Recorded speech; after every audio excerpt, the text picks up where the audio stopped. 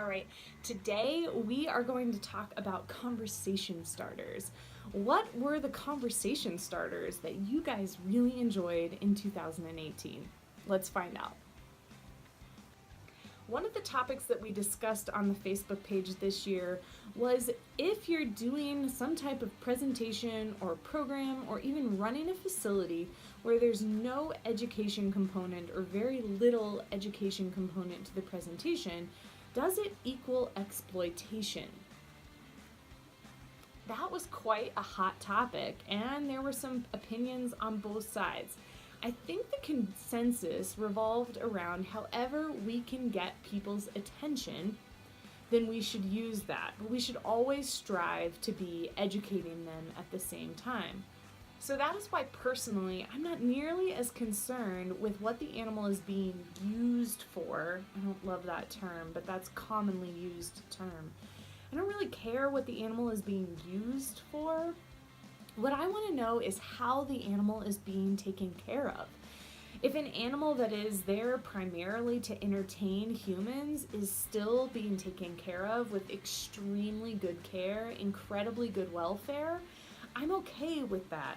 I think some people aren't ready for our education. Some people definitely aren't ready for our lectures and our preaching. They just want to have a good time. 90% of the people who come to our zoos and aquariums just want to have a good time. And here we are sometimes lecturing them and telling them what they should and shouldn't do. So, if you want to hear more on what my thoughts are on this, you can check out the blog post that I've linked to in the description below, all about the conservation funnel. And it's how the conservation funnel is just like a marketing funnel, and how we're actually moving people down the funnel and into being truly engaged conservationists or truly engaged brand ambassadors for us. So check out that post and let me know what you think about this. If there's no educational component, is it exploitation? I'd love to hear your thoughts. Another popular topic was actually what it takes to build a confident ambassador animal. And that has been in debate for a really long time, because originally we believed that in order to get a good ambassador animal, you had to take a baby animal and you had to raise it up to adulthood. You definitely couldn't take an adult animal and use it as an ambassador animal. And by ambassador animal, I'm meaning an animal that comes out of its enclosure and interacts with the public in some way, shape, or form. All of our animals are ambassadors in some way, shape, or form, but this time I am specifically talking about animals that come out and do a show or a presentation or an appearance or an offsite with the public. Now, like I said, historically we've raised these animals from babies, pulled them away from mom at an earlier age so that we could desensitize them and help them understand that humans are friends, not foes. But you guys didn't really mention hand rearing as an important part of raising a confident ambassador animal. You guys talked about offering choice. You talked about knowing the difference between desensitizing an animal to something and sensitizing an animal to something, which I think is a great topic. So I'm going to be talking a lot about that in 2019.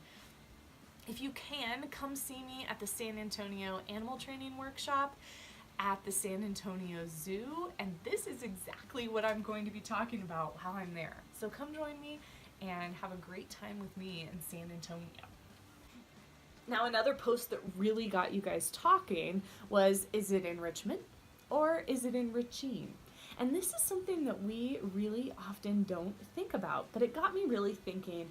I can't remember where I was when we first started talking about it, but really evaluating each item that I was giving and asking myself, is this just enrichment? Am I just checking the box? Am I just doing enrichment so that I can say that I've done it?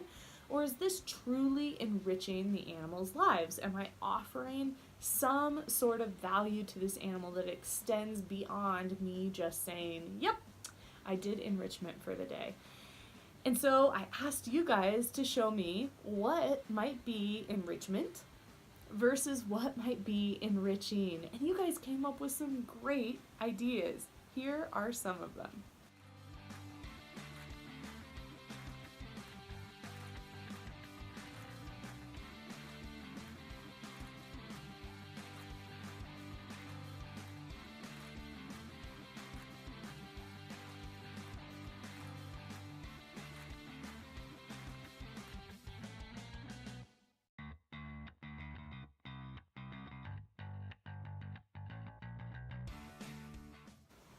Now, lastly, I did a whole blog post on being underpaid, overworked, and underappreciated. I found out what the median salary for zookeepers is. $28,000 is the median salary. Now, that's a pretty low salary. However, I found out there are a lot of other trades, people, and fields of work that pay very similar. And I talked about how to live on a budget, how to ask for more money. I encouraged you to remember that your financial situation is not your employer's responsibility. If you want more money, you need to explain what value you bring to the organization and why you deserve a raise, why they should keep you around. If possible, you need to bring financial value to the organization. Prove to them that if they invest in you, you will invest back in the organization and they will see their profits increase. Whether we're working for a nonprofit or a for-profit doesn't really matter. It's all about how you file your taxes at the end of the year. But it is important to know that both organizations have to operate in the black. If a nonprofit organization is operating in the red, they are just as bankrupt as if a for-profit organization is operating in the red. So make sure that you understand that and that you're bringing true value to your organization. Sometimes taking care of the animals and just doing your job isn't enough. You're going to have to go above and beyond. Prove that you are growing, you are owning your own destiny and your own future. Lastly, we talked about some ways to cut your expenses. We talked about how much us zookeepers love to travel, how much we love our pets, how much we love our morning Starbucks, how much we love our Animals Anonymous addict packs, and quite a few more things that we're kind of addicted to. All of those things are expenses that maybe could be considered elective. So take a look at your finances and really push yourself to figure out how to live on that amount of money. My whole goal with this Animals Amplified thing is to stop amazing people from leaving our industry, whether that's because they need to make more money or whether that's because they're working under awful people. Either way, I really want you to dig deep and figure out how to stay, because the animals need you, the world needs you, the planet needs you. All right, those were the conversation starters from 2018. All right, those were the conversation starters from 2018. I am really excited for 2019 and all it has in store. So let me know, what was your favorite conversation starter that we talked about? Subscribe to the channel, share with your friends, and support my feat of trying to be in your face on every form of social media that there is. Have a great day, guys, and see you in the next series.